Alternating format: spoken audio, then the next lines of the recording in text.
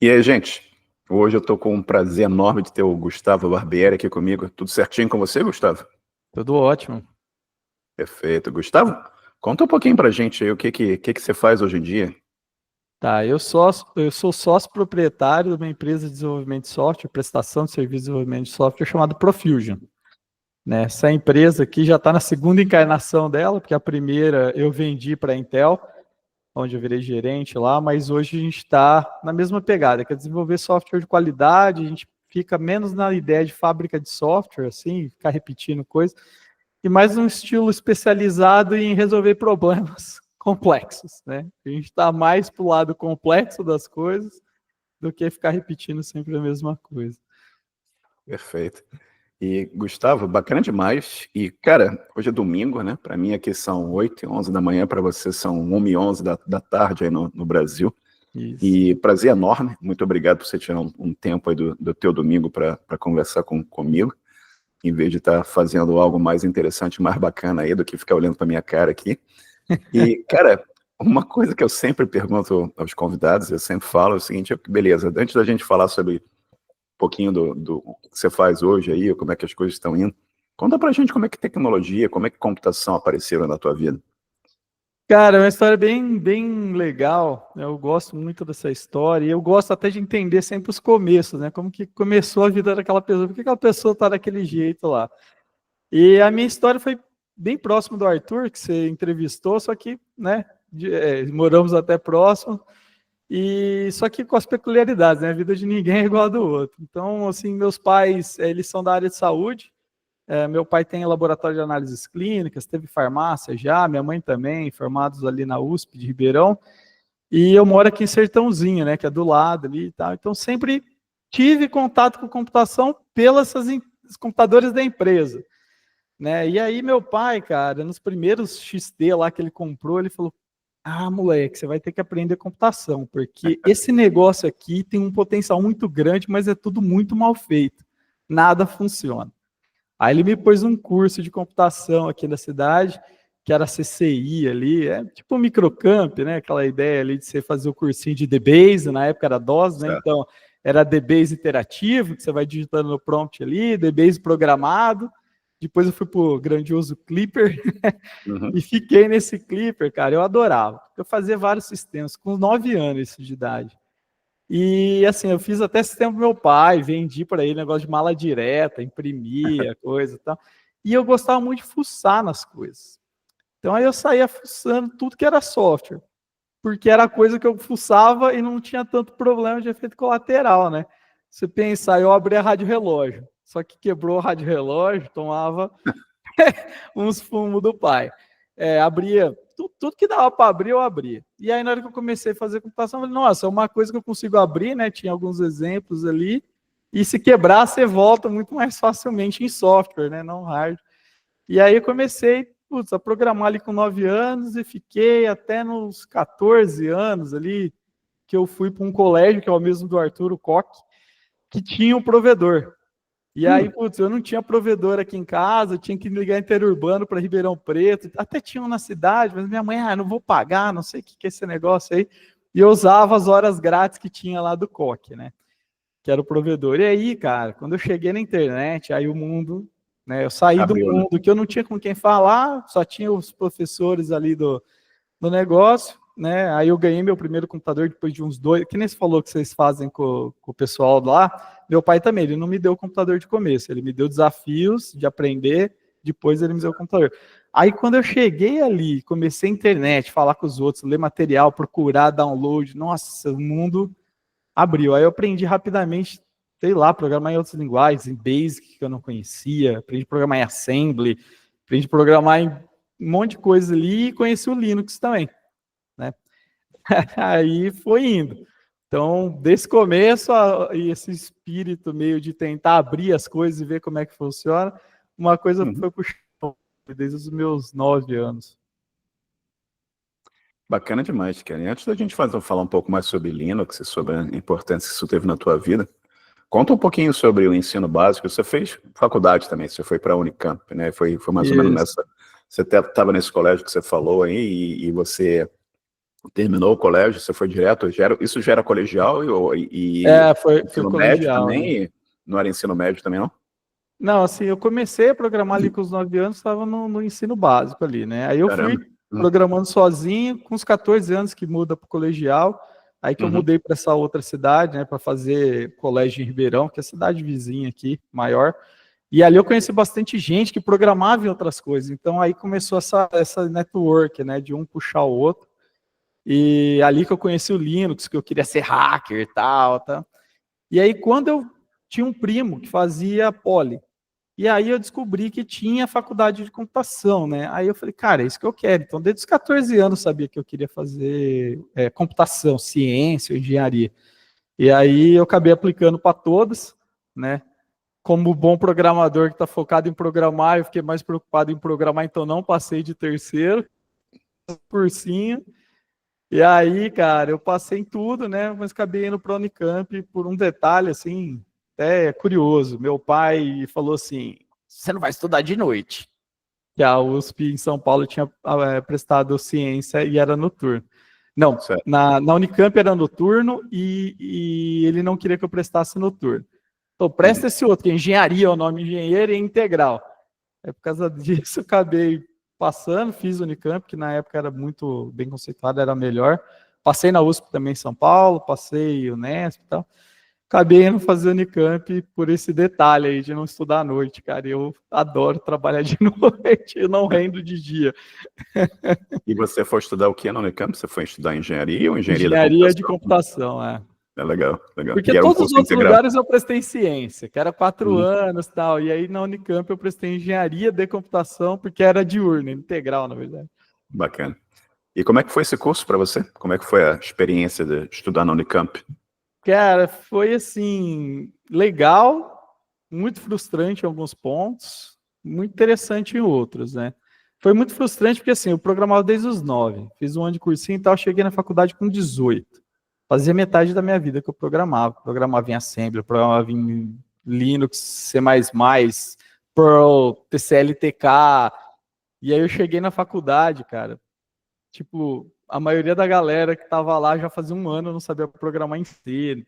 Ficava perguntando o que é estrelinha e gatinho, que eles chamavam de gatinho, o e-comercial ali para pegar ponteiro. Eu falei, cara, sério que eu fiquei um ano aqui, perdi para esses caras no vestibular, e agora o cara não. Faz um ano que ele tá aí, não sabe programar isso, cara. Eu sabia isso com, sei lá, 12 anos de idade, eu sabia isso aí.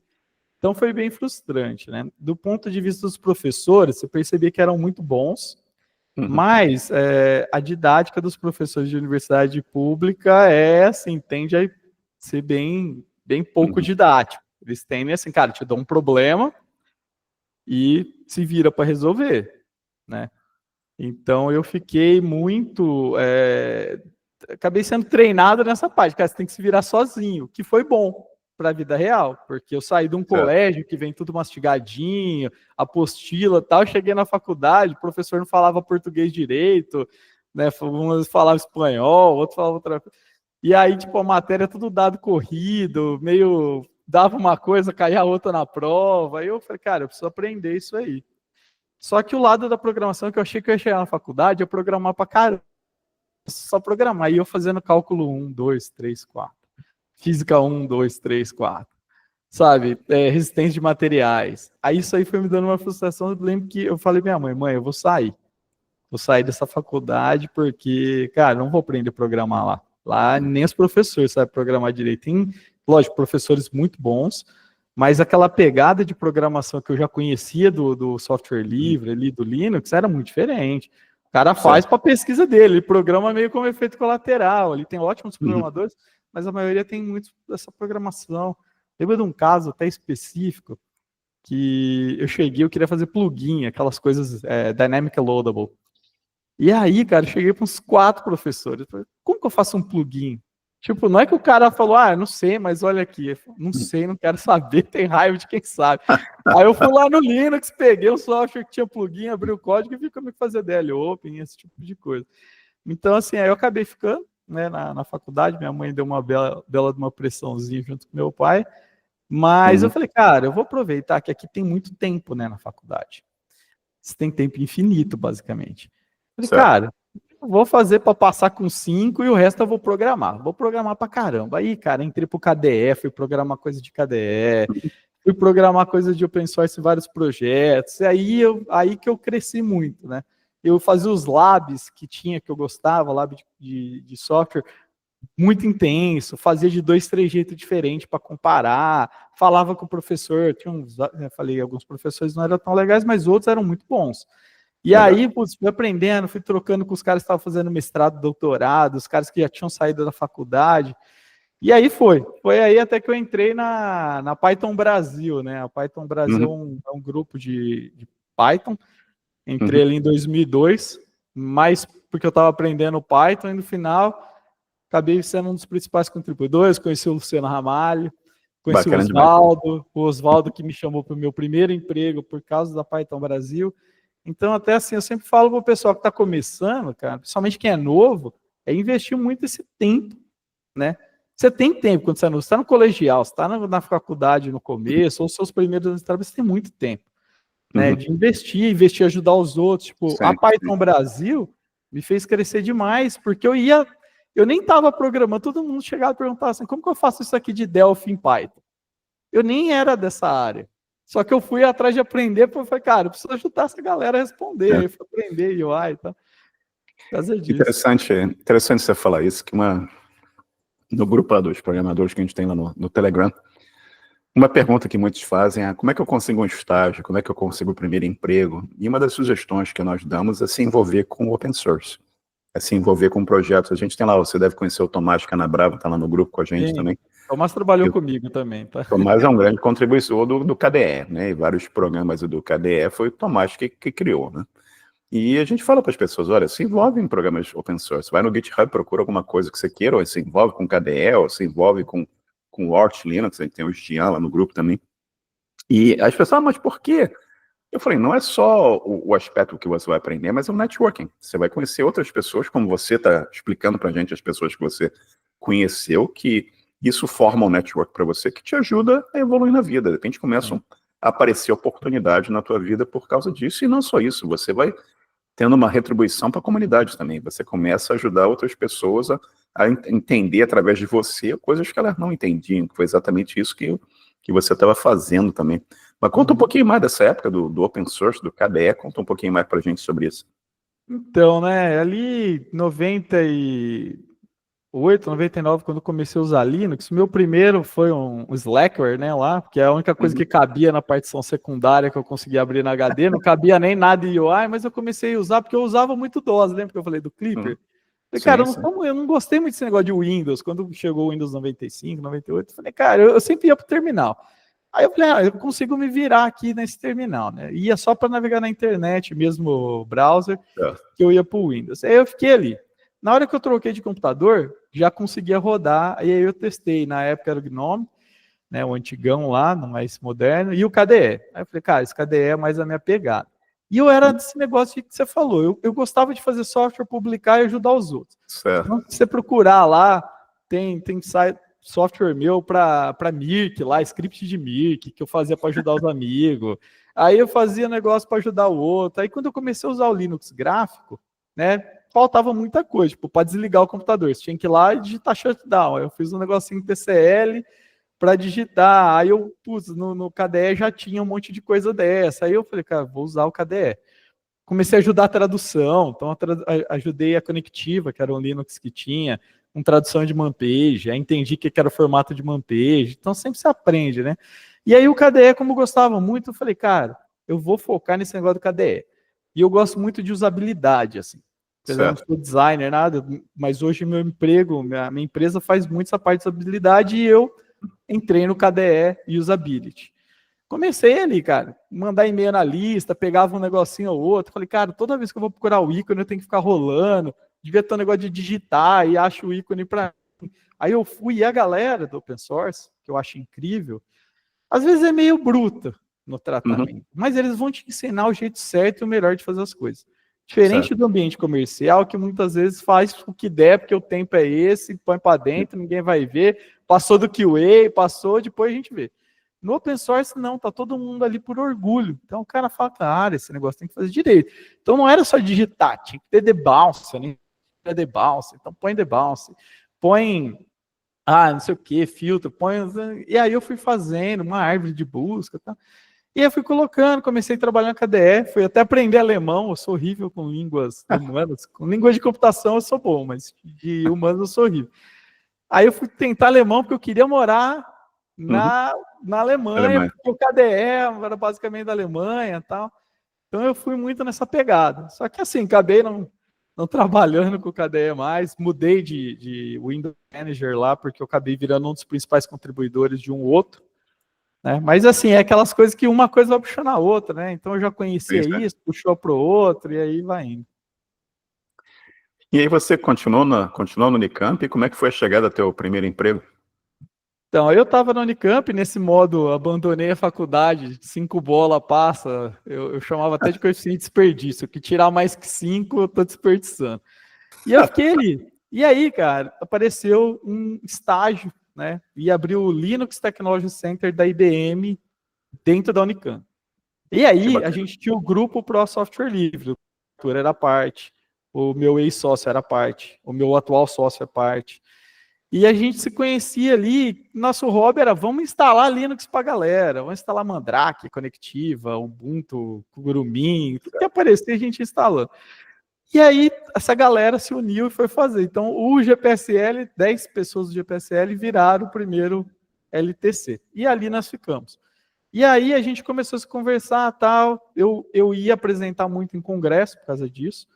Em 2006, logo que eu já tinha me formado, eu tinha ido apresentar na LinuxCon Austrália, por exemplo, uma palestra sobre GCC, sobre umas coisas do compilador, que eu tinha feito na faculdade com esse grupo. Aí lá no LTC a gente também mexeu com um pouco de compiladores, a gente mexeu com porte de Linux para PowerPC 64, que era o CPU que a IBM tinha lançado.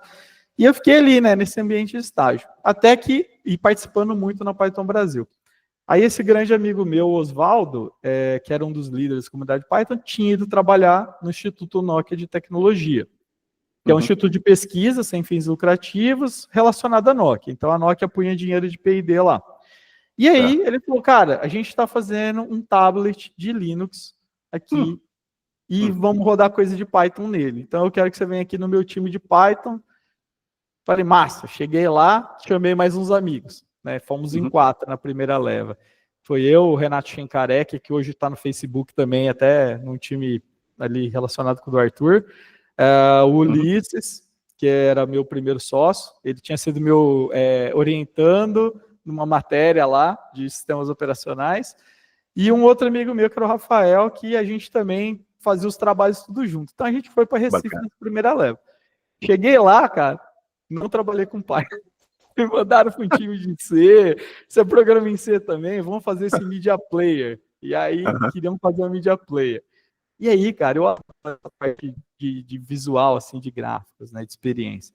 Na época, tava o PlayStation 3 ali, tinha aquela tela do PlayStation 3, foi uma grande revolução. A gente falou, cara, se a gente fizesse uma tela desse PlayStation 3 nesse tablet... Isso foi o cara que hoje é o PO, né, o Product Owner, mas na época era o cara que ele era meio programador, meio designer, que era o Marcelo, e hoje é meu cliente, meu maior cliente, inclusive. E assim, né, essa parte do networking que é legal. Chegamos lá, fizemos esse software. Putz, animal, tá aqui e tal, né? Então, meu primeiro emprego foi formalmente foi do INDT, eu saí do estágio da IBM e fui para o INDT. Chegamos lá, a gente criativa. Então, começamos a fazer software. Reescrevemos um software que tinha uma POC, fizemos, o negócio começou a ganhar atração. Aí os diretores lá falaram, cara, tá ficando legal isso aí. O que vocês acham que precisa para melhorar? Aí eu falei, né, não sou eu. Reescrever em Python. Não, mas em C tá sofrido, em Python não vai dar. Eu falei, não. Parte eficiência em C. Né? A parte controle, lógica, em Python. Aí caímos para fazer patch no CPython, tivemos que fazer bug fix no CPython, arrumamos o gerador de binding, enfim, foi uma coisa muito que cresceu, isso pré-iPhone. Certo. E aí a gente, a história da parte eficiente sem C, eu tive que otimizar libs de computação gráfica. Então a gente queria usar o Qt, na época não dava, era muito lento. O GTK também não dava, era muito lento, e numa busca eu achei essa Enlightenment Foundation Libraries. Legal. E aí no EFL, o cara que faz, chama Rasterman, então, Raster é de Raster Graphics, né? Então você imagina o cara que se auto-titula o homem do Raster, né? Ele era o cara que tinha feito o Window Manager do GNOME antigo. E aí eu comecei a falar com esse cara tal. E comecei a dar palestras, porque eu comecei a contribuir com o projeto open source. Eu fazia umas versões otimizadas para esse tablet da Nokia. E aí comecei a dar palestras, né? E dessas palestras, pelo open source, pelo meu primeiro emprego, foi daí até que surgiu a oportunidade de eu abrir minha empresa. Porque tinha demanda, todo mundo falando, cara, faz isso para mim. Aí eu chegava no Instituto de Pesquisa e falava, cara, vamos fazer isso para eles? Por exemplo, a Motorola. Aí o cara, não pode. Aqui é a Nokia. Aí tá. E aí, quando chegou o iPhone, né, fazia um ano ali que a gente já estava com esse projeto, chegou o iPhone. E tudo que a gente estava fazendo era próximo ao iPhone. Que você usava com o dedo. Numa época, não sei se você vai lembrar, que os tablets, PDA, Palm, era tudo com canetinha, com a stylus. Eu lembro disso. Eu tive Palm. A gente não precisava da stylus, a gente usava com o dedo. Só que a tela ainda era resistível, então tinha umas coisas de apertar, não tinha swipe e tal. Aí saiu de a gente ter feito palestras lá na Finlândia sobre a nossa tecnologia 6 meses antes. E os caras falaram, brasileiro, o que você tá arrumando aqui, velho?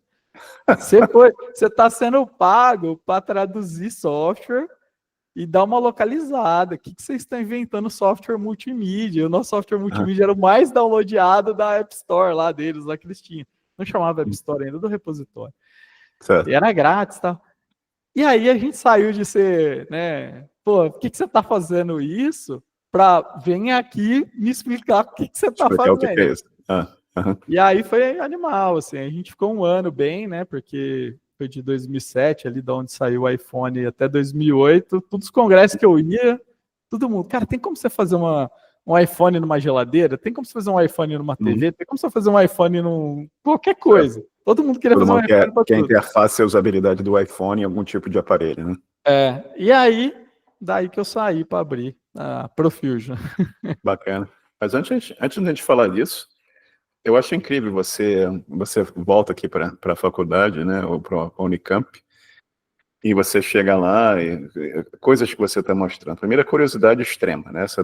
Você não estava esperando pelo professor te dar aprovação para você fazer alguma coisa. O cara não estava a fim de fazer, você ia lá se virar e entender como é que funcionava e pesquisar e conversar com outras pessoas, né? O universo que a internet te abriu também lá no colégio. No momento que você teve acesso à internet, o que aquilo abriu de, tipo, mal comparando, como abriu o hidrante, né? Começa a vir aquela água toda, que você começa a beber aquela água, o teu conhecimento vai aumentando com o acesso à internet. E outra coisa importante também, participação de projetos open source, né? Participação no Linux, que te trouxe conhecimento de várias pessoas. Você conheceu um monte de gente aí, alguns são teu cliente hoje, alguns são teus colegas até hoje de trabalho, e te ensinaram coisas, você ensinou coisas a eles. Então, aquilo que a gente estava conversando antes aqui, o networking como é fundamental, né? Como é que isso vai te levando à frente. E essa mesma coisa você levou para a Nokia, né? E vocês começaram a criar coisas que o pessoal na Finlândia começou a olhar assim, esse cara está fazendo uma coisa interessante aqui, né? E isso abre uma linha de negócios que eventualmente chega na abertura da tua empresa. E como é que foi essa abertura da empresa? Como é que alguém para assim e fala, olha, legal, mas eu tô a fim de abrir uma empresa, e como é que é o processo eu não sei, você acordou um dia e falou, vou abrir uma empresa hoje? Possivelmente não foi assim, né? Você pensou um tempo, falou, isso aqui está interessante, de repente tem uma oportunidade comercial, de repente eu tenho conhecimento aqui, e vamos tentar criar uma empresa que oferece um certo serviço, oferece uma gama de produtos, e vamos tocar isso à frente, né? E como é que foi? Conta um pouquinho essa história da vida aí, como é que foi esse nascimento acho que você falou que a Profusion já tem 2 fases, né? Você vendeu para a Intel, você pegou de novo, mas conta a primeira fase para a gente aí. Tá. É assim, ó, meus pais, né, a gente tem que pôr os contextos de vida junto com a oportunidade. Então, assim, meu pai tem empresa, né? Sempre teve, desde quando ele se formou ali. Minha mãe, né, junto com meu pai também, empresa. Aí, quando eu fui trabalhar lá, lógico, cara, super salário, ganhava bem pra caramba, apesar de eu ser recém-formado, eu já entrei quase de sênior lá, porque tinha muito tempo de carreira. né, até proporcionado pelo open source. Aí eu cheguei e estava de boa. Meus pais de boa, só que sempre que eu voltava de Recife, né, era em Recife esse instituto, eu voltava e rolava as conversas no final do ano. E aí? Quando é que você vai abrir a sua? Porque você sabe, se você ganha X, você trabalhando para o outro, você vai ganhar, né, X. Você tendo o seu próprio, você vai ganhar vários NX, assim, um N maior, né? Então eu ficava sempre com essa pulga atrás da orelha, mas o time lá era muito capacitado. Era um time que, assim, tanto do meu estágio primeiro, as pessoas que estavam ali, o objetivo da primeira no LTC, ele não era tão legal, né? O Arthur falou até de um ponto de vista meio positivo ali, eu não achei tão legal, mas as pessoas eram muito boas. Tanto que hoje elas estão tudo Google, Facebook, tá? Bacana. E no IMDT, idem. Né, eu trouxe o Arthur, que eu chamei o Arthur chamou o Rodrigo, também que era um amigo nosso, o Vivi, a gente chamou uma galera que hoje está tudo em Apple, Tesla, certo. Passou em grandes empresas. Então o time era fenomenal. O nosso time desse software multimídia aí chamava Canola, até o nome que a gente tinha dado. Se procurar Canola, Maemo aí na internet, que Maemo era o sistema da Nokia, você vê que era animal. A gente fez um negócio inteiro daquele em 3 meses, com bind, que não sei o que, trabalhava de 15 horas por dia, sábado, domingo, e estava todo mundo na pilha. Então, assim, para mim estava muito bom, não tinha motivo para sair, estava ganhando bem, vivendo bem, com gente muito boa. Aí eu tive esses negócios de sair, chegar com as demandas. Eu tinha um gerente ali na época que no começo eu achava ele tanto mais legal, no final começou a ter alguns conflitos. E eu com esse negócio de abrir empresa. Aí um dia eu cheguei, né, você falou, como foi o dia, né? O dia foi assim, eu cheguei num congresso no qual tinha uma galera de outro celular vindo falar comigo. Cara, a gente precisa fazer isso, tá? O iPhone bateu água na bunda de todo mundo. Sempre tem gente fazer, eu falei, cara, é um instituto de pesquisa, vou lá passar para eles, porque sempre tinha isso, a gente está dependendo da Nokia. A chance aqui, ó, vamos ficar independendo da Nokia. Estou trazendo business, estou trazendo dinheiro para fazer um projeto que eu vou achar legal. Aí começou umas coisas que eu achei um tanto estranho ali dos gerentes, tal, eles sugeriram até abrir uma empresa, um ponto de vista meio estranho, porque eu levei o negócio, eu ia programar e iam ter 2 gerentes, tipo... Falei, cara, isso é tão difícil assim, preciso de 2 gerentes para me gerenciar, eu tenho que vender, eu tenho que isso aqui, eu tenho que programar. Então aí eu voltei para a sala no dia, até falaram, não conta para seus amigos não. Aí eu voltei para a sala, falei, galera, tô saindo, vou abrir minha empresa. Quem quer vir junto? Aí o que foi meu primeiro sócio falou, eu vou com você. Aí, que a gente conversava de talvez abrir empresa, mas não tinha uma data. Claro. Aí, o cara que eu morava junto lá, que eu dividi apartamento, o Renato, que hoje está no Facebook, o Schenkarek, falou, cara, o cara perfil mais conservador, falou, não vou não, cara, vocês não sabem nem para quem que vocês vão vender, nem nada, não, vou ficar aqui.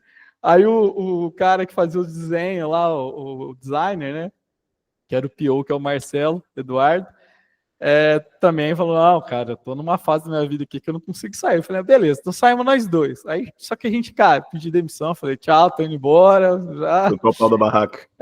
Aí eu fui achar, concretizar o primeiro projeto, que não foi com esse cliente potencial, com esse prospecto. Mas pelo contato de um professor da faculdade que tinha até orientado na minha iniciação científica, ele falou, Gustavo, tem um cara querendo fazer TV digital, porque era 2008. Você lembra que era o nascimento da TV digital no Brasil. E o cara tá precisando de alguém para fazer o set-top box dele, a parte de software. Você não quer fazer? Falei, cara, faço. UI, eu tava fazendo UI para o tablet, fazer UI para TV, lógico, faço. Pegamos o primeiro projeto e tal. Só que assim, nunca tinha visto um contrato, nunca tinha negociado um contrato, achei que ia cobrar o preço que eu queria. Empresa brasileira é muito mais difícil de negociar, né? Até hoje a maioria dos meus clientes são de fora por isso. Tá? Mas fizemos o primeiro projeto, tá? Então aí foi assim, foi menos tranco, assim, a gente saiu, a gente tinha uma grana guardada ali, mas foi bem assim, espontâneo, foi uma coisa que surgiu meio na raiva ali, meio no momento, no calor do momento. Mas deu certo, deu super certo. Bacana demais, cara. E Às vezes é aquela coisa, né? Você não pode fazer muita análise, não, né? Você tem que ir Se em fizer frente. conta demais, não fala, não abre. Fazer conta demais, você não vai fazer absolutamente nada. Você tem uma certa dose de risco que você tem que tomar aí para levar a coisa à frente. Mas aí, você criou a empresa, você começou a ter os clientes, e como é que foi até chegar no ponto de você falar assim, pô, isso aqui tá na hora de vender para a Intel? Como é que foi essa evolução, essa fase? Foi interessante, eu não teve esse ponto de estar na hora de eu vender, não. Foi diferente a Apareceu, a abordagem. Intel foi bater na porta, ou como é que foi? Assim, eu, né, até essa coisa da comunidade. Então, assim, a gente abriu a empresa, pegou esse primeiro cliente, metemos essa tecnologia open source, aí a vantagem de trabalhar open source, você muda de empresa, mas a tecnologia é a tecnologia. Certo. Então, a gente refez todo esse set-top box em FL, e ficamos uns 6 meses sem ter contato com o INDT. Só que eu e meu sócio éramos grande parte do time de desenvolvimento do Canola, que era esse software. Uhum. E os caras gostavam muito da gente. O gerente ficou meio birradinho depois que a gente saiu, mas o time gostava muito da gente. Então eles passaram uma parte do contrato do Canola e depois outras coisas pra gente. Então o meu ex, né, empregador virou meu cliente. Certo. Então aí começou. Só que esse meu contato com o open source, esse Rasterman aí, criou essas amizades. Esse cara, quando ele era do Gnome, ele era do open source, aí ele deu uma brigada geral lá com a galera da Red Hat, tal, Turbo Linux, e ele foi trabalhar num banco. Só que a gente começou a falar com ele que a gente queria trazer ele pro INDT, mas não deu, né? O cara é muito caro. Uhum. Só que aí esse cara ficou com a pulga atrás dele, ele falou, cara, acho que é o momento. Então ele saiu e foi trabalhar na Samsung, na Coreia. Certo. Ele estava na Austrália ali, estava no Japão, na verdade, ele é australiano. E ele foi para a Samsung porque a Samsung queria fazer um competidor para o iPhone. Ela não era o dominante do Android ainda. Quem era a Motorola. E ela falou, cara, eu vou ficar na mão do Google, vou ficar na mão da Motorola, eu preciso ter liberdade. E aí ela criou o Samsung Linux Platform. Que escolheram a UI por eficiência, escolheram a UI dele. Então ele foi ser um Principal Engineer lá. Pouca coisa. Aí ele falou, cara, tem uma... eles falaram, como que a gente arruma a gente para programar nisso? Ninguém sabe disso. Falou, tem uma empresa que eu confio. Mandou para mim. Aí ele mandou para minha empresa. E aí, cara, a gente fez muito trabalho com a Samsung. Bacana demais. A gente fez, por exemplo, o browser. Hoje esse Samsung Linux Platform é o Tizen. Tá? Ele foi renomeando, adaptando, mas ele virou o Tizen. A gente fez a porta do WebKit. Os caras falaram, precisamos ter o browser. Não existe browser FL, tem um browser em GTK. Aí pegaram lá, falaram, vocês conseguem fazer? E fizemos o port em cima do browser de GTK. Aí os caras rodavam com uma câmera de alta resolução e alta velocidade e falavam, vocês estão perdendo frame comparado ao iPhone. Arruma aí. E, cara, a gente ficou muito nisso aí. Otimização extrema, assim. Então, essa parte de otimizar lá no data stall do CPU, a gente fazia direto. E ficamos em cima disso, né? E foi ficando. Teve um momento que a Nokia implodiu, né? A Nokia chegou ali em 2010, foi. Ela implodiu. E aí eu perdi o contato. iPhone. Aí, depois o cara da Microsoft foi trabalhar lá, né? Ilop, acho que era o nome dele. E aí, começou todo mundo a sair. O Arthur saiu, foi aquele momento que o Arthur falou que não estava legal mais. Eu perdi o meu contrato com o INDT. E a gente falou, cara, a gente precisa aumentar. Eu aumentei na Samsung e tal, só que, né, as coisas, elas não morrem, elas vão mudando. A Intel estava com a Nokia, eles tinham pegado uma Emo e convertido em Migo. Aí o Migo morreu. Aí a Intel falou, cara, eu preciso arrumar um outro parceiro. E foi o Samsung Linux Platform, que foi renomeado para Tizen.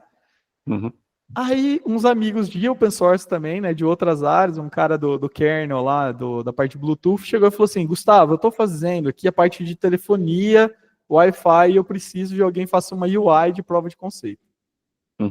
Aí chegou e falou assim, eu vou contratar vocês, vou mandar a Intel contratar vocês, trabalhar na Intel até hoje, o Marcel Holtman. Aí esse cara chegou e me contratou.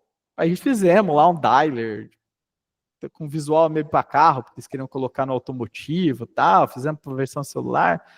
Esse cara aí, pois, tal, começou a Intel pedir mais coisa. Eles gostaram muito do serviço.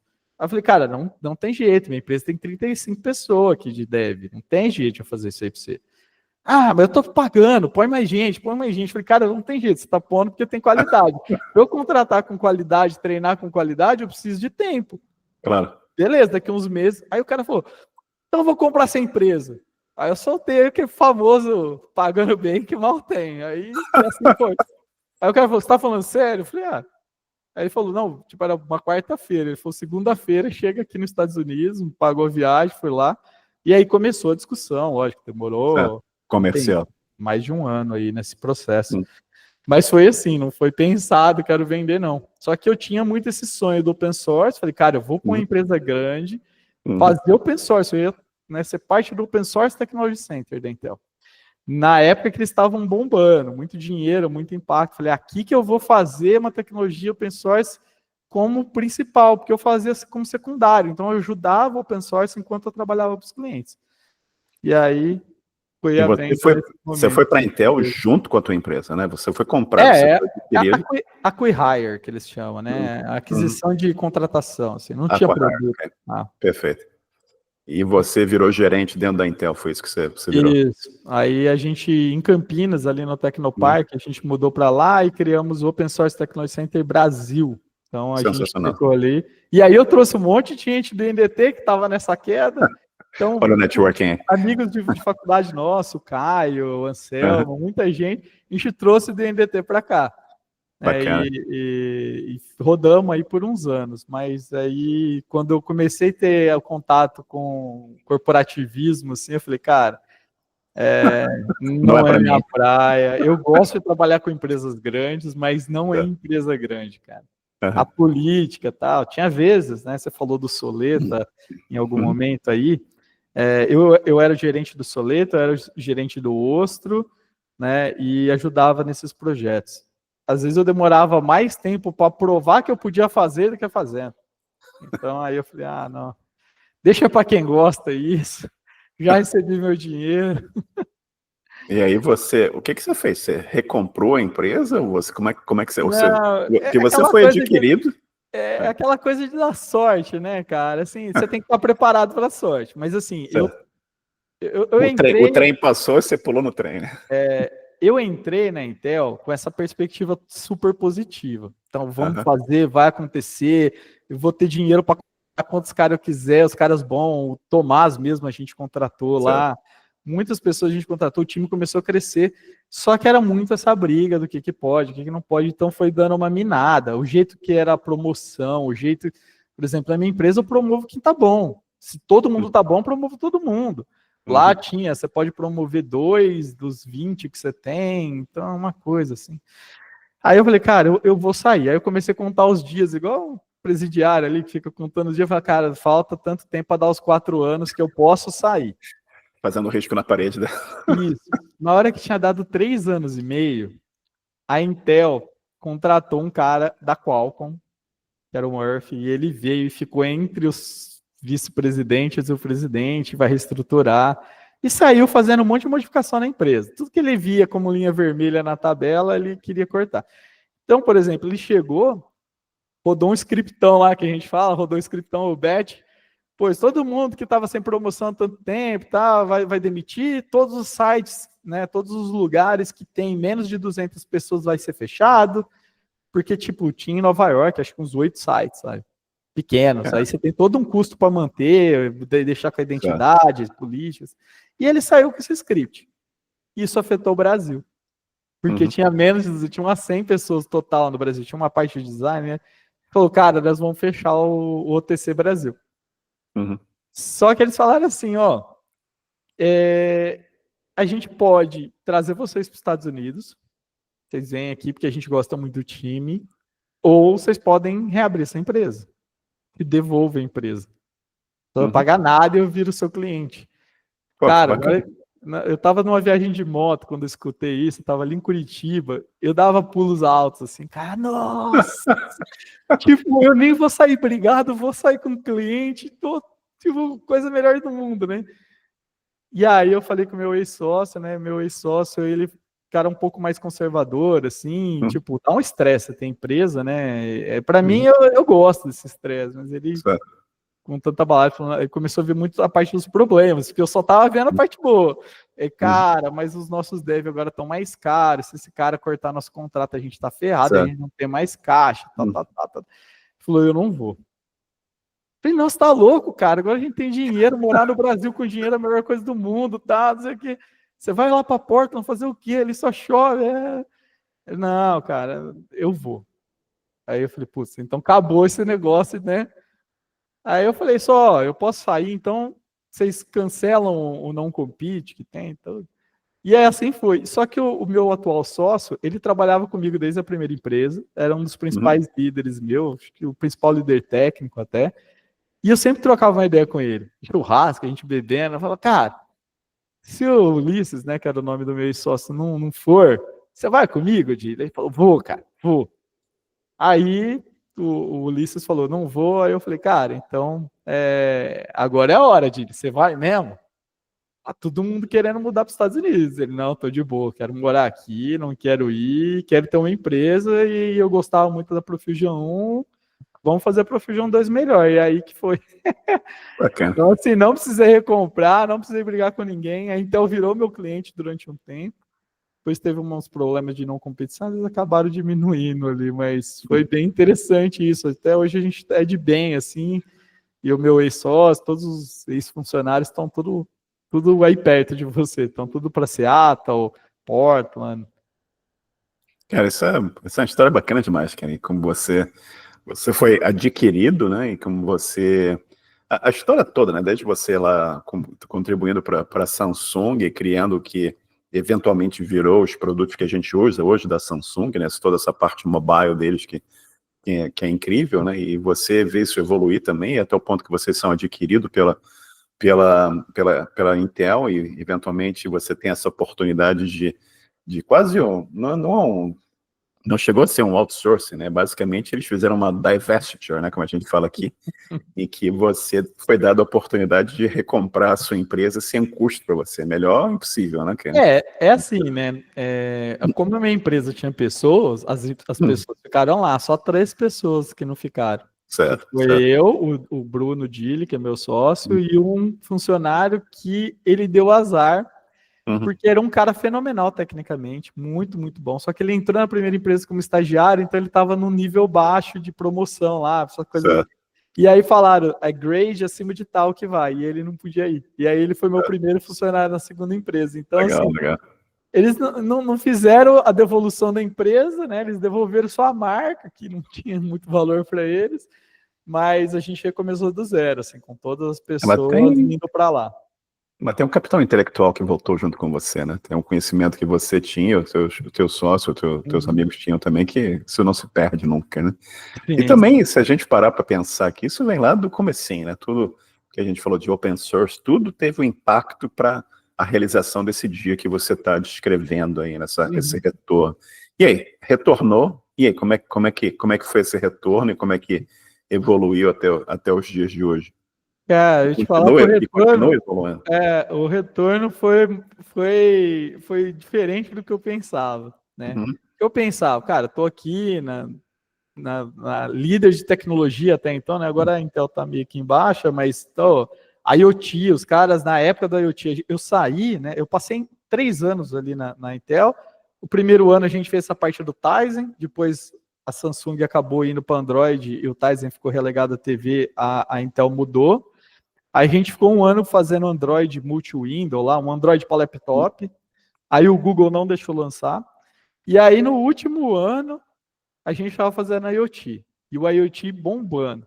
E cara, é isso aqui, né? Vamos fazer software para IoT e tal. Vai chegar lá o mercado. Só que eu cheguei, o mercado estava muito diferente do que ele parecia estar de dentro da Intel. Uma coisa é quando você vê de fora. Parece que tá tudo ali, né? Certo. Outra coisa é quando você tenta vender, e aí você descobre que está com dor suficiente para alguém te pagar para resolver aquilo. E o IoT foi um grande vapor, assim, não total, mas comparado ao potencial que se imaginava, quando se começou a falar de IoT, até por isso a própria Intel saiu fora do mercado. Não se realizou tanto quanto tinha o potencial, tanto investimento, tudo. Aí eu falei, cara, nós não vamos morrer na praia, beleza, vamos fazer Linux igual a gente fazia antes. Aí o Linux embarcado também tinha mudado. Na minha primeira empresa, eu tinha que fazer o kernel, a BSP, o Board Support Package, o build do sistema inteiro, para colocar o aplicativo, que é o que eu vejo que dá valor, né? Eu fiz um refrigerador para Electrolux, por exemplo. Era isso, tinha que fazer tudo. Tinha que fazer otimização no driver, o set-top box que eu fiz para a empresa aqui do Brasil, Texas. Também tive que fazer otimização no file system de flash lá. Na hora que eu chego na segunda empresa, embarcado em Linux é um browser, um WebKit, Qt WebKit rodando full screen, e você fazendo servidor em Node ou em Python, para servidor dentro do próprio set-top box, container em Docker, ou Android. Aí eu falei, cara, o que é isso? Mudou. Mudou, eu nem vi assim, só fiquei 3 anos e meio fora. Mas é isso, né? Com o ganho de escala das coisas, o preço do hardware ficou muito barato, então era mais barato você usar o Android ali do que você tentar fazer uma Bill of Materials toda tunelada, gastar para fazer. Então o mercado mudou. Aí eu falei, não, beleza, a gente sabe fazer otimizado, mas foi um grande impacto, assim, pra gente. A gente falou, cara, sabe quando você vai numa cidade e fala, nossa, aquela cidade era tão legal, você volta lá e fala, o que aconteceu com o meteoro aqui nessa cidade? Então, assim, foi um tanto desafiador, mas a gente usou muito do knowledge, né, do conhecimento que a gente tinha de otimização. Certo. Aí a gente acabou indo para o que a gente hoje chama de sistemas complexos, né? Então eu pego o que eu fazia orientado eventos de interface gráfica num computador de 200 MHz, 64 MB de RAM e ponho numa cloud, por exemplo. Né? É o mesmo know-how. Na cloud é mais fácil, porque você joga mais memória, mais RAM, mais horizontal, mas quanto mais eficiente você fizer, menos problema vai dar, menos dinheiro você vai gastar também. Então a gente acabou migrando. Mas não foi uma migração espontânea. Eu ou meu sócio chegamos, vamos migrar. A gente procurando projetos, começaram a aparecer projetos de embarcados, mas quase sempre vinha com companion, né? Não tinha antes. Então, antes o embedded ele era... E agora ele passou a ser online. Então, eu tenho esse roteador, eu preciso ter uma web UI para configurar ele. Eu tenho esse roteador, eu preciso ter um aplicativo de celular que fala com ele. Aí eu preciso ter um site, eu preciso ter telemetria, eu preciso ter over the air. Então a gente começou a atender esses outros mercados companion, né, que acompanha ali. Aí acabou virando o mercado principal nosso. Hoje o que eu mais faço é aplicativos móveis, aplicativos web, né, tipo um Gmail, assim, um aplicativo web. E servidor de alta escalabilidade. Então a gente ficou muito especializado nisso hoje. Mas você vê que assim, nada foi planejado, foi uma coisa que aparece e puxa a outra. Mas aquilo que a gente estava conversando offline, antes da gente começar a entrevistar, né? Aquela coisa que as pessoas me perguntam, como é que eu faço para caminhar na vida? E qual é o curso que eu vou fazer que me ensina tudo sobre programação? Como é que eu garanto que eu, começando aqui, eu vou ser bem sucedido daqui a 30 anos, né? E aquela coisa, não tem como garantir nada na vida, né? Você tem que gradativamente se cercando de conhecimento, se cercando de gente em torno de você, gente boa, e você vai evoluindo, as oportunidades vão aparecendo, você vai se adaptando conforme aquelas várias coisas vão mudando na tua vida. Até essa analogia que você fez do meteoro atingiu a cidade, né? Você voltou para o troço e falou, cara, mudou tudo aqui, eu tenho que me ajustar, me adaptar e ir em frente na coisa. Isso é bacana demais. E como é que está a empresa hoje? Você pode dar uma ideia da gente, de quantidade de gente que você está empregando? Como é que está o trabalho? Em empresa, né, a gente ficou naquela coisa, no comecinho a gente ficava vivendo da imagem da antiga, mesmo nome até, né, tentava até pegar como case de passado, os da primeira empresa, e assim foi, a gente cresceu e hoje a gente está bem maior, né, a gente já é mais velho, a outra empresa teve 5 anos, agora já está indo para 9 já, e a gente está com 60 pessoas total. Bacana demais. Né, quase todo mundo é dev, tem... somos 3 diretores, 2 sócios e um outro diretor que estudou com a gente também, de faculdade ali, e também é técnico. E aí a gente tem o resto, acho que 3 administrativos, então mais de 50 pessoas ali, todo mundo deve, e todo mundo nessa mesma pegada, porque como a gente perdeu esse negócio, não é mais a empresa de FL no Linux. A gente nunca foi, assim, mas vinha muito projeto recorrente nisso. Certo. Começou a ser, assim, projetos complexos, profissionais bons que fossem flexíveis. Então, se o cara sabe uma base, de programação, se é React, se é Angular, se é Vue, se é jQuery, se é C++, se é Qt, tanto faz. Né? A pessoa ela vai demorar um tempo para entender peculiaridades, especificidades, mas ela vai, né? Ela sabe como funciona protocolo de rede, HTTP e tal. Então, se é assim, um assado, se é GraphQL, REST e tal, tanto faz. Então, a gente foi crescendo sempre com esse perfil. Né? Hoje a gente tem, cara, a gente atende a BMW na parte de que roda no carro. A gente atende empresa da Bolsa de Valores, da B3, fazendo servidor. A gente atende uma agência americana, que é desse Marcelo. Eles foram vendidos para Accenture agora. Que faz os mais diversos aplicativos multimídia malucos, assim. Então, tudo que é super elaborado, cara. Aplicativo do PGA Tour, da Pfizer for All, que acabou de sair, parte de inteligência artificial, tudo a gente fez com eles. E é isso. Não tem muita recorrência, exceto que precisa saber programar muito bem, precisa cuidar da performance, não pode fazer besteira porque não tem muito tempo disponível. Depois a gente refaz, sabe? Então acabamos tendo esse time aí de 50 e tantas pessoas capazes de fazer isso, que é um tanto difícil, assim. E bacana demais, cara. E bacana, a história é sensacional, né? Que você vai para a Intel, você volta e hoje você está aí com 60 pessoas na empresa, isso é sensacional. E a gama de clientes que você tem, a gama de produtos diferentes, você falou de BMW, isso é super, super bacana.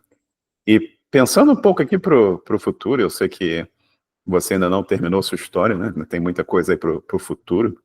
E uma coisa que eu gosto de perguntar para as pessoas também, você já lidou com um monte de coisa, né? Você já começou lá com o DBase e o Clipper, né? E rodando o DOS, na época do DOS, que acho que a maioria das pessoas que deve estar ouvindo a gente aqui nunca usaram DOS na vida, né? E acho que nós dois aqui, por somos os únicos que usaram DOS. E o que tem alguma coisa ainda que você pensa assim, pô, isso aqui é bacana, eu gostaria de, quem sabe um dia, expandir a empresa aqui para, eu sei que não conte nenhum segredo, não é isso que eu estou perguntando aqui, mas tem alguma coisa assim que te chama a atenção, que você gostaria de, quem sabe, atuar naquele segmento algum dia no futuro? Cara, com a minha empresa, não, tá? Porque assim, a empresa que eu tenho, eu já tentei pivotar para produto e tal, não deu muito certo. Então, uma empresa de serviço é a coisa mais mamão com açúcar que tem, porque você tem que entender, lógico, tem um monte que existe, tá errado e tal, mas você entendendo o cliente, entendendo o que ele quer, tá disposto a pagar, por que ele está disposto a pagar, entregando o que ele está disposto a pagar, você sempre vai ter cliente, a empresa roda, né? A gente não é vendedor, eu faço um pouco mais de venda que o Bruno, mas nenhum dos dois somos vendedores, são muito técnicos, então é muito por recomendação, tá? Até esse projeto da BMW, ver recomendação, todo mundo. Então, assim, essa empresa tende a continuar nessa mesma pegada, tá? Mas, pessoalmente, tem uma coisa que volta lá para o começo, nos meus 9 anos de idade, que é ter algum produto na área de saúde. Isso daí eu nunca fiz. Né, eu lembro que meu pai falou, você tem que aprender a programar, porque esse negócio é muito ruim, tudo muito mal feito, o dia que você saber programar, você vai rachar de ganhar dinheiro com isso aqui. Só que assim, a área é uma área difícil, então não paga tanto nessa área, então não tem os melhores programadores, os produtos são muito extensos, porém de baixa complexidade. Só que sempre, então eu nunca fui para essa área. Até tem clientes na área de saúde, mas essa área de eu fazer um produto de saúde mesmo, eu nunca fui. Então eu sempre penso assim, cara, um dia eu tiver para aposentar aí, tiver meio que, cara, vivendo de renda passiva, eu vou fazer um produto da área de saúde, talvez até open source, se eu não tiver uma vibe de tentar rodar a empresa de novo, mas principalmente com a parte de, assim, a parte de privacidade dos dados hoje é ridículo nesse mercado. Então, a gente assina LGPD, GPDR lá, todas essas coisas, mas a verdade é, seu dado está lá no banco de dados, com o seu nome, com seus resultados, se você tiver um filho fora do casamento, se você tiver não sei o quê, e daí que tem presidente fazendo exame com nome de mulher, para ver se... Porque é uma várzea. Qualquer DBA consegue pegar dados de todo mundo. E a gente que é da área de tecnologia, sou envolvido nessa parte de segurança também para os clientes, não faço projetos de segurança, mas a gente tem muito de segurança, a gente entende que é possível de fazer. Com assinatura, chave assimétrica, PKI, você conseguiria fazer um sistema onde eu sou dono dos meus dados, né? Eu sou paciente, você é dono de uma clínica, você é dono dos seus dados. Você precisa saber o resultado do exame, se pagou, se não pagou, mas você não precisa saber meu nome com o meu resultado do exame. Então a gente conseguiria fazer uma arquitetura distribuída segura, na qual cada um é dono do seu dado, né? Então não tem porquê o meu dado tá lá junto com o seu, minha ficha médica tá lá junto com a sua, e eu não escolhi quando eu revogo o seu acesso. Então eu sempre penso nisso aí, mas nunca comecei a programar, não. Só fico pensando quando eu tô meio à toa. Nossa, dava para fazer assim, assina aqui, guarda aqui. Tá.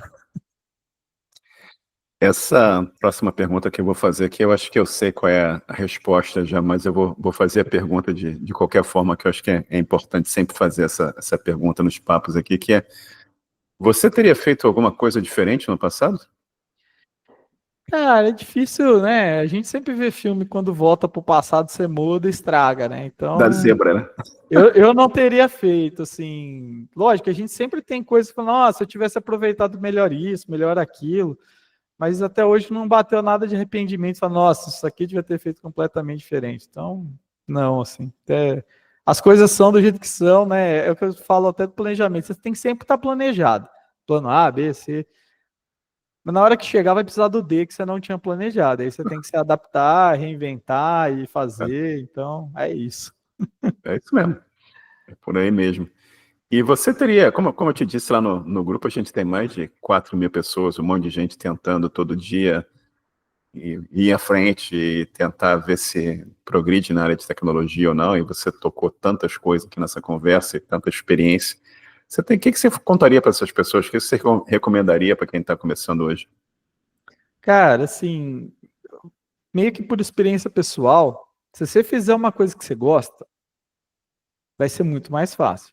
Né? Aquela coisa, hoje o meu hobby, que era programar, virou meu trabalho. Então é muito mais prazeroso que se eu tivesse. Minha mãe falava, se você não estudar e fizer os negócios, você vai virar caixão da farmácia.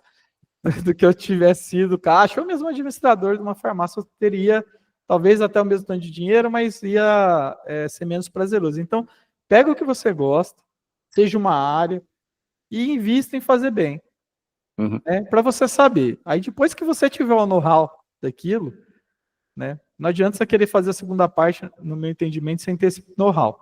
Mas aí na hora que você tiver o know-how, você começa a procurar quais são as dores que levam alguém a pagar para resolver, né, aquele segmento. Então, se é com programação, se é programação nuvem, se é com esportes, qualquer coisa que você queira, né, você vai querer trabalhar, primeiro entenda, ter um domínio maior que a média, e aí você tenta entender por que a pessoa estaria disposta. Então, eu escutei o Barbieri falando, eu estou aqui de programador, mas, nossa, o que eu gosto é de educação física.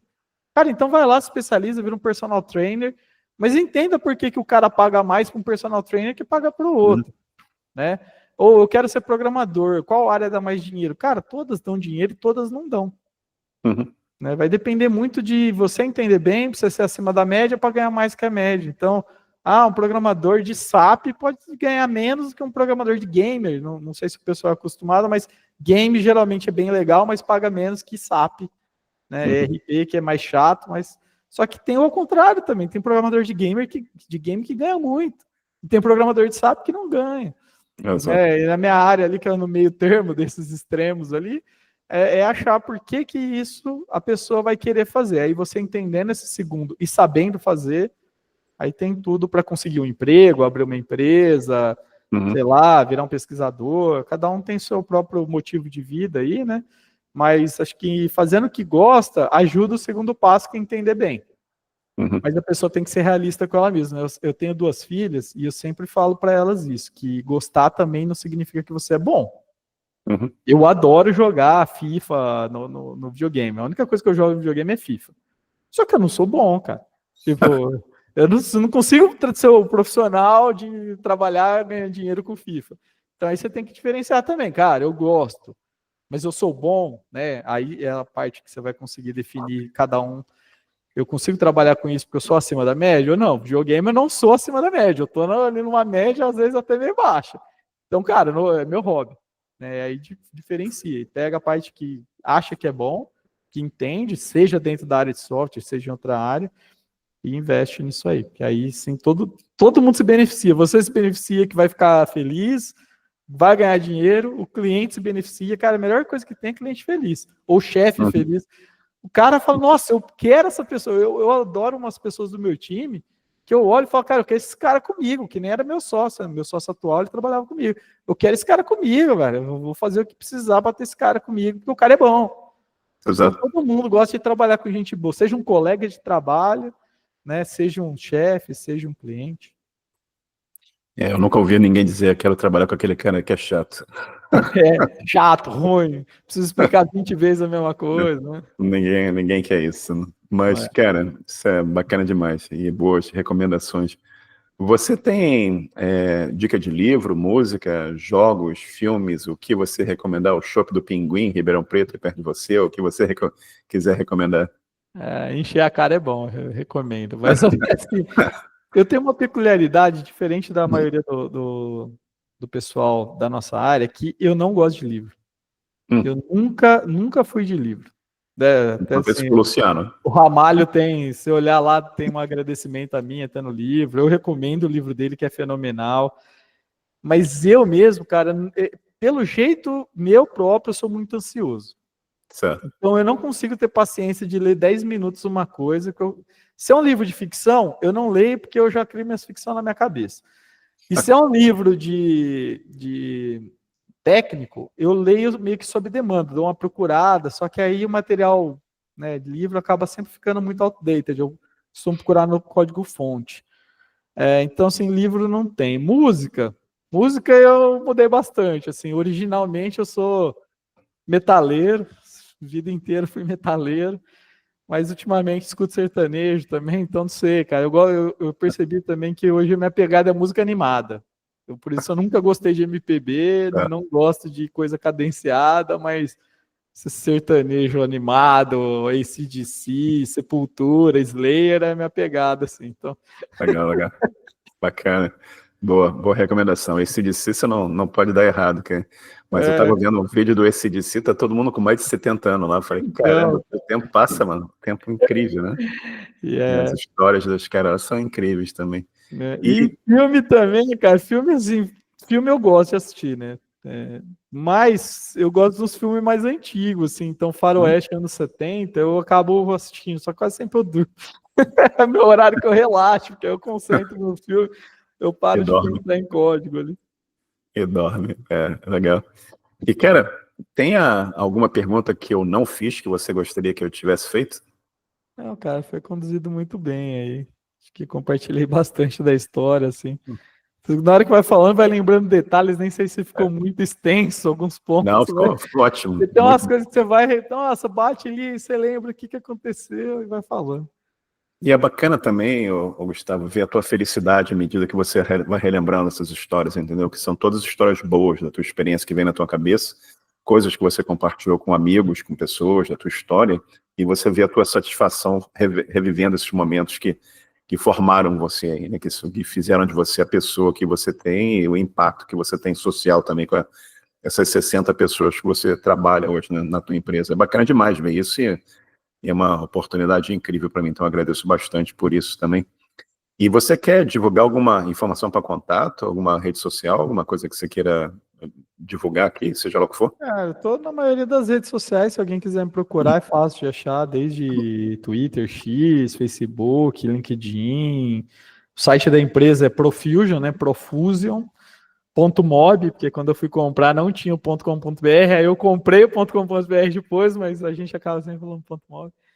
E Perfeito. lá tem informação de contato, se alguém quiser aplicar para a vaga, né? Até assim, aproveitando que você tem esse público de programadores, a gente, por ser uma empresa que tem que trabalhar com muita especialidade e é pequena, a gente entra numa daquelas intersecções que quase não tem. Então é raro eu achar alguém muito pronto de mercado, anos de experiência, que tem a pegada que a gente precisa e quer trabalhar numa empresa pequena que está no Brasil. Então, ou o cara já é mais experiente, está no Google, Facebook, esse tipo de coisa, né? Ou ele está numa empresa pequena, mas ele não quer mudar, porque ele é parte daquela empresa, se identifica com aquela empresa. Então a gente acaba pegando muita gente nova. A gente tem a nossa maior especialidade, no final das contas, hoje, é a seleção, porque a gente consegue identificar os nós, né, o Barbieri, o Dili, de 20 anos atrás. Entendeu? Eu consigo pegar a pessoa que está saindo da faculdade, ou está no último ano, ou mesmo não fez faculdade, e separar quem é programador mesmo de quem sabe digitar React, Java. Então, assim, a gente faz isso. Então, quem quiser aplicar, tá nessa vibe. Cara, eu curto programar pra caramba, mas eu não passo porque eu não sei inglês. A gente tem curso de inglês aqui, a gente faz o curso de inglês, paga pra pessoa. Mas eu larguei a faculdade, eu não consigo emprego pagando bem porque eu não tenho diploma. A gente paga a mesma coisa para quem tem diploma e quem não tem. Contanto que você entregue a mesma coisa que a outra pessoa do nível. Pode ser mulher, pode ser homem, pode ser negro, LGBT, tudo. A gente não diferencia nada além das entregas da pessoa. E vocês têm um foco local, a empresa baseada em Campinas, você emprega remotamente também ou só local? O que você faz? Qual é o teu approach nesse sentido? Estou eu aqui continuando a entrevista. Não, assim, hoje é basicamente remoto, tá? A empresa, ela começou em 2016, recomeçou em 2016 comigo sendo remoto, porque eu falei, cara, eu já tenho dinheiro, vou abrir outra empresa porque eu quero, mas eu vou morar perto dos meus pais, minhas filhas quero que conheçam os avós e tal. Então eu vou morar lá, então eu já fui remoto desde o começo, só que a empresa sempre teve uma sede ali em Campinas. E até chegar em 2020, né? A pandemia meio que obrigou todo mundo a ficar em casa. A gente falou, se já tem que ficar em casa, já tá difícil de achar o pessoal. Porque 2020 e 2021 tem todo mundo contratou. A gente vai ter que contratar de fora. Aí a gente contratou gente de Goiás, de Curitiba e por aí vai. E não tem como mudar todo mundo, nem todo mundo quer. Então hoje a gente está assim, quem está na região de Campinas, que inclui ali, região da Campinas é 2 vezes por semana no híbrido, São Paulo para Campinas é 1 vez por semana, Curitiba 2 vezes no híbrido, tem um escritório lá em Curitiba, mas o resto todo remoto. É uma empresa que, por a gente ter vindo dessa cultura de open source, a gente trabalha bem com remoto. Só que é uma área que ficou um pouco sofrida para quem é júnior, né? A gente percebe que um sênior tem problema nenhum no trabalho remoto. Agora o júnior sofre mais. Então a gente, quando pega júnior ali na região de Campinas, a gente vê que o crescimento é mais rápido do que quem está remoto. Sim. Acho que falta um pouco daquela orientação inicial, né? De você entender a disciplina que o cara tem que ter para ele poder... eu entendi o que é trabalhar sozinho, né? O cara consegue gerenciar o tempo dele, fazer as coisas que ele precisa fazer, entendeu? Quando pede ajuda, né? Você olha para a pessoa do lado, você vê que ela está na mesma tela meia hora, você sabe que você tem que ajudar ela. Agora, remoto, você não sabe se ela foi tomar um café. E o café também, né? Aquele cafezinho que todo mundo toma. É uma das partes que você faz networking, você cresce muito profissionalmente com isso também. É isso mesmo. E, Gustavo, prazer enorme. E muito obrigado pelo teu tempo. Domingão aqui para você, 2 horas da tarde, como eu falei, você falando aqui comigo do Canadá. E prazer enorme, cara. Muito obrigado pelo teu tempo, hein? Valeu, Marcelo. Obrigado, cara. Fica com 2 minutos aqui comigo, porque eu vou parar de gravar, a gente conversa um pouquinho aqui. Tá? 2 minutos para mim. Deixa eu parar de gravar aqui.